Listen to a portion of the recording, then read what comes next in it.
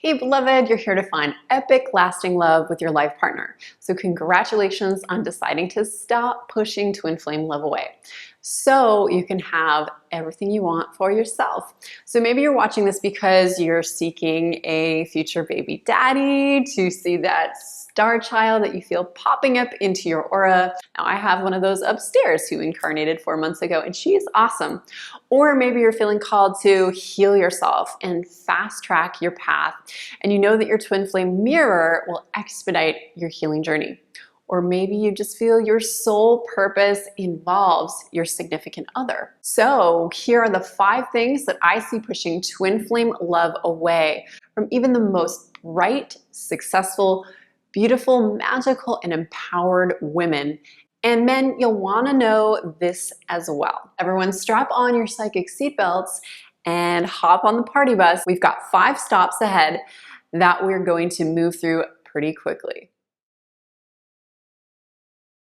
Stop 5 is putting walls up. Having walls up, intimacy fears, not being open to receiving the possibilities, the blissful possibilities out there. I had a client named Megan who had mega walls up. She'd been burnt by men, she'd been sexually harassed at work by her boss, and years later she'd done all this healing work and she was ready to meet her partner, but she still had that like, ugh, I can't trust men. She'd had relationships with men, but she'd never gone all the way with her twin flame, full heart, all of her chakras open. She was ready. So we worked on her walls and we worked on these blocks. And she went out, she met an incredible man. She came back from the evening and she said, oh my gosh, I met this amazing man, but he's not my twin flame, he can't be. She had the same thing that I had, which is a partner that was way younger than her. She was, I think, 45 and he was about 15 years younger. So she said, you know what? This isn't my kind of guy, can't do this. He's gorgeous, he's a wonderful inside and out kind of guy, but he's not my twin flame. This actually allowed her to open her walls up. She said, I have nothing to lose. And she ended up getting engaged to him, and they're living together and having their happily ever after, and they're working through their walls together. So we want to work on healing our childhood wounds that created those walls in the first place. So many people don't even know that they have walls, and they hide behind their walls with excuses like, I'm waiting for divine timing. I have to work on myself before meeting someone, just a little bit more before I even get out there dating. Or the most common one perhaps is the person I suspect to be my twin flame is giving me the cold shoulder. They're not ready. But instead of moving on and bringing in a real true love into my life right now, I'm gonna wait for that person to come around. Stop 2 is the fear of rejection. Most of us, most people have had to deal with the fear of rejection. Life coach and public speaker Adam Smith, whose new book, The Bravest You, the 5 Steps to Fighting the Biggest Fears, Find Your Passion, and Unlock Your Extraordinary Life, says that the fear of rejection is the 4th most common fear motivating people back from their success. This is certainly true when it comes to finding and keeping twin flame love. When we live in a fear state regarding rejection, we are coming not from our love and power, but from our trauma and childhood blueprints. Releasing a fear of rejection takes practice. So get rejected as much as possible and prepare yourself with a support group, a friend, a counselor, or healer to pick you up so you can work through the shame, the pain, the feelings of not being good enough. We as women have been conditioned to believe that we have to be perfect in order to earn love. Love is unconditional, yet we've been so confused and told that we need to have the perfect makeup and hair, and that we have to impress a man, and that in order to have our twin flame, we have to be perfect. I'm going to debunk all of these myths, and I'm going to give you the 22 signs of reunion checklist, a simple, tried and true checklist that I've used with thousands of my clients and fans to help them arrive at clarity so they know exactly what to look for in a true twin flame union. So if you think there's someone that might be your twin flame, or you're just kind of wondering what to look for, click the link down below and I've put the complimentary PDF that will help you get clear on that. Stop 3 is dating with too much attachment. A lot of women are held back on their twin flame journey because they're not taking enough action. They're not getting out there in the world enough, meeting potential partners because they say that they're waiting for divine timing, or they believe there aren't enough good men out there in their local area, and this couldn't be further from the truth.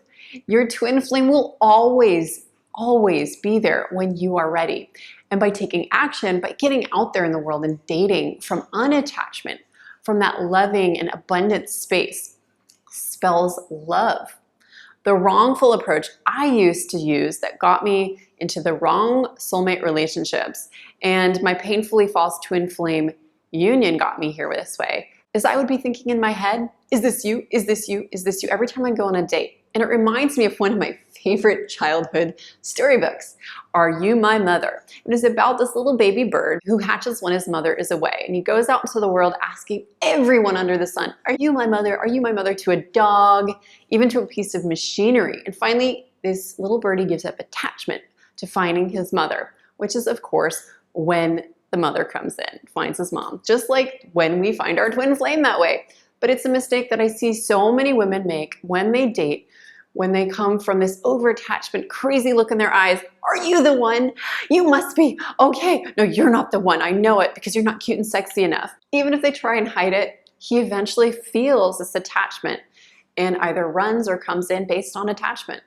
Date in the flow to connect with interesting, unique people. Everyone is unique. Treat them as a divine gem. Be open to them surprising you, and schedule another date if they make you feel good and if you've had some fun, as long as, they're not total mismatches. Like he's married or you're 40 and you want to have kids and clearly he's not really interested. Feel the abundance of this world. If you don't, you won't be able to manifest your twin flame. See your twin flame's energy in each and every person that you spend time with, and you will attract this real person fast. Have an open heart as you date, even if they're not long-term material. It's good practice as a healer, as a lover, and as a twin flame to give out love. See God in everyone, because truly we are all one, not just you and your twin flame. So date as much as possible. It's a good practice of self-discovery and love.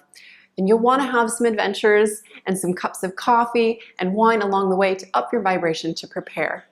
So buy yourself a new goddess outfit that you were eyeing on Etsy and make it your unattached Datus goddess uniform, and start manifesting your man or your woman into your life by dating with unattachment in your pleasure. Post in the comments below if you want me to make a video about where to find good men or women, people to date in your town to lead into finding your twin flame.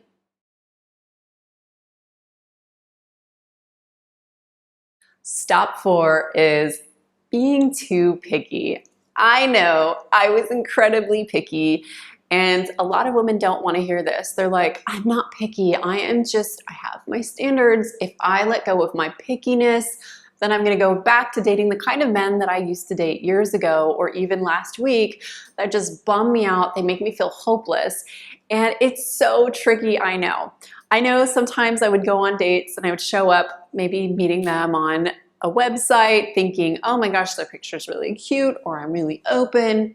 And I'd get to the date, and within the first second, oh, this is not the one. I actually remember circling around this busy streets of San Francisco in my car. It was so hard to find parking. So he called me and he had this voice that just sounded super feminine. And I like guys with really masculine voices. I love the alpha male voice. And instantly I was like, I don't even want to go on the date. And it was really hard for me to get out of that too picky ego. So what I did, knowing how important it is to treat everyone as my twin flame with love and respect, the golden rule, is I said, you know what? I'm going to have an incredible time tonight. I'm going to use this date as an opportunity, as a launch pad to up my vibration. And we ended up going to this amazing place. We had these like marshmallow s'more things, and we had this delicious desserty date, and we connected and had fun. And I think by the end of the date, we both knew it was just love for now. During the date, we kind of said our goodbyes, but that was my soulmate for that evening. So when we are less picky and we just see what the universe gives us, we're actually saying yes to the universe. We're saying, yes, I trust you, universe. This is what I need for now. And it rewrites the victim script. So many women who are too picky, they're telling the universe, nothing you give me is good enough. So if you are someone who's suffered with pickiness, here is where to go. There are blocks inside of us that have led us to having these blueprints, these belief systems that have us believing that there's nothing good enough out there for us. We want to work on that deepest level within and reprogram those childhood beliefs and blueprints and blocks that are leading us to this scarcity mindset. Because when we do the deep work within, we can instantly shift what is going on in the outside. Stop 5, last stop. The last stop is stop fearing love. They say that your number one fear is public speaking, followed by the fear of death. But what I truly think is that our biggest fear is the fear of love. Lisa Firestone, PhD, clinical psychologist and author, she says in Psychology Today that love makes us feel vulnerable. It stirs up old hurts, challenges, a past identity, and comes with pain. Love is scary on the deepest level. It brings up all of our old wounds, tests our edges, and asks us, how far do you really want to be present on this earthly plane? So many people are not fully awake and present in 3D. There are people who are living their 3D lives. They have jobs and kids and walk the dog in the matrix, yet they're not present to their emotions or their metaphysical world. What is going on beyond this physical plane? These women will not meet their twin flames this lifetime and will settle for less with karmic soulmates unless they wake up. Other women are on the ascension path, but they stop themselves from fully grounding their bliss, their magic into 3D. So they end up limiting their spiritual medicine to the 5D, the higher realms, and end up often staying stuck in the I'm waiting for my twin flame time zone that never comes until they do the inner work, which usually involves a combination of addressing childhood wounds and beliefs and undoing limiting blueprints, and even healing past lives, having the right dating strategy that aligns with a woman's sovereign soul's empowerment as the goddess she is. That's why in my programs and at Aphrodite University, other women mastermind and support each other in undoing these old beliefs and blocks. Now, I know it's such a journey to stand up into twin flame love. It's not for the faint of heart, which is why I'm going to remind you again to download the 22 signs of twin flame love to have as your list, your target of where you want to go so you can have it all and do the work knowing that you will get there. I love you, and I'll see you in the next video.